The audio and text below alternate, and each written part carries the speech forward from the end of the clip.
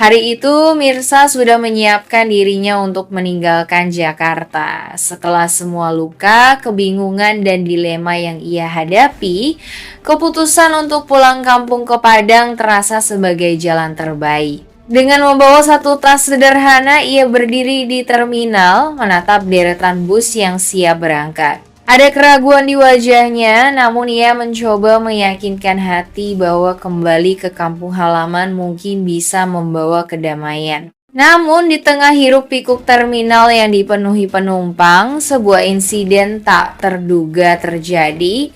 Dari arah deretan kios, terdengar suara benda berat yang jatuh menghantam keras ke tanah. Besi-besi panjang yang disusun seadanya tiba-tiba terguling menimpa tubuh seseorang yang sedang melintas. Orang itu adalah Moksiti, wanita yang selama ini sering membantu Mirsa dan memberinya nasihat sederhana di tengah kerasnya kehidupan Jakarta. Sosok yang dianggap Mirsa seperti keluarga sendiri di perantauan. Tanpa pikir panjang, Mirsa berlari meninggalkan bus yang sudah hampir berangkat. Tubuhnya bergetar melihat Moksiti tergeletak kesakitan, darah mengalir di pelipisnya. Dengan panik, ia mencoba mengangkat besi yang menimpa tubuh Moksiti meski tenaganya terbatas. Air mata membasahi wajah Mirsa bukan hanya karena ketakutan, tapi juga rasa bersalah karena hampir saja meninggalkan satu-satunya orang baik yang tulus menemaninya di kota itu. Dari kejauhan, Reza yang kebetulan melintas terminal dengan mobilnya menyaksikan kejadian itu. Ia segera turun, mendekat dan ikut menyingkirkan besi yang menindih tubuh Moksiti. Dengan sigap ia memanggil bantuan, sementara tatapannya tertuju pada Mirsa yang terlihat begitu terpukul. Ada kekaguman sekaligus keharuan yang tumbuh di dalam dirinya melihat bagaimana Mirsa rela membatalkan kepergiannya hanya demi tidak meninggalkan orang yang sedang kesakitan. Keramaian terminal berubah menjadi kepanikan. Orang-orang berkerumun, beberapa mencoba membantu, sementara yang lain hanya menyaksikan. Namun di tengah keramaian itu, fokus Mirsa hanya satu, Moksiti harus selamat. Ia menggenggam tangan wanita parubaya itu dengan erat, menahan tangis, seolah ingin menguatkan bahwa ia tidak akan pergi kemanapun sebelum memastikan Moksiti baik-baik saja. Bus yang seharusnya membawa Mirsa kembali ke Padang perlahan meninggalkan terminal, meninggalkan kepulan asap di belakangnya. Namun Mirsa tidak menoleh.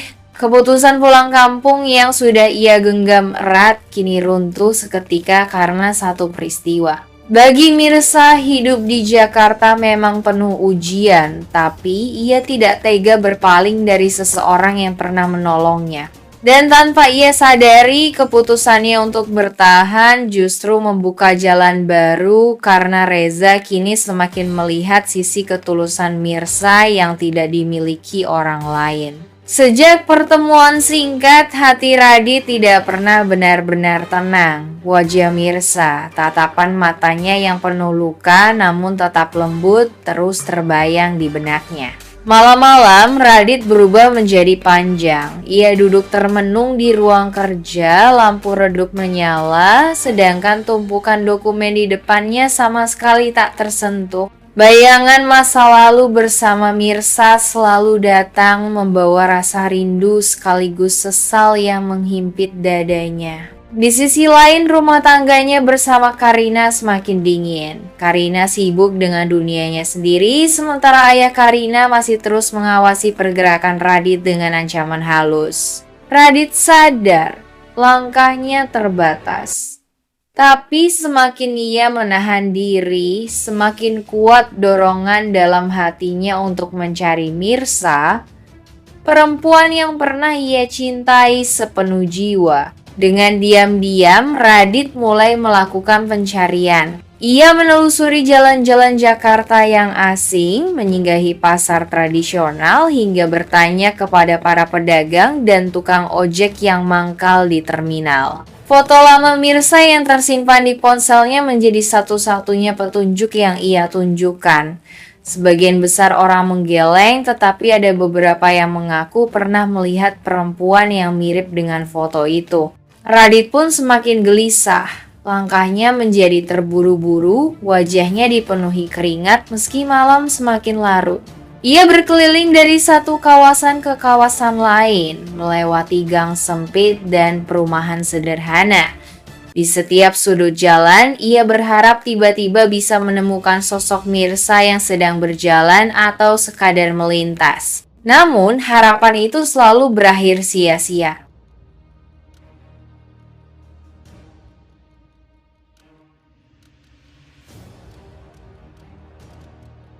Kuncinya, ada rasa di hatinya bahwa kebenaran pasti akan muncul. Ia hanya bisa berdoa dan berharap ada seseorang yang percaya padanya. Di balik semua itu, Reza semakin teguh dengan niatnya.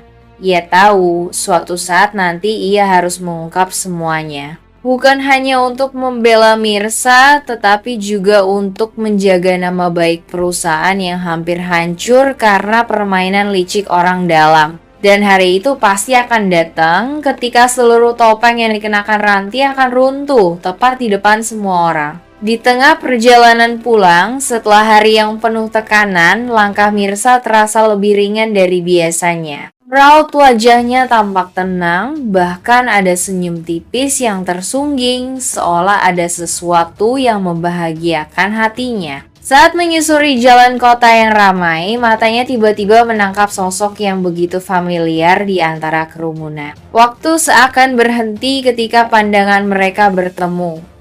Radit berdiri di seberang jalan, tampak terkejut tak kalah besarnya. Seolah dunia di sekitar mereka mendadak sunyi, hanya menyisakan denyut jantung yang berdegup kencang. Bagi Mirsa, momen itu terasa seperti keajaiban yang lama dinantikan. Dengan langkah perlahan namun pasti, Mirsa mendekat. Setiap langkah yang ia ayunkan dipenuhi rasa rindu yang selama ini dipendam.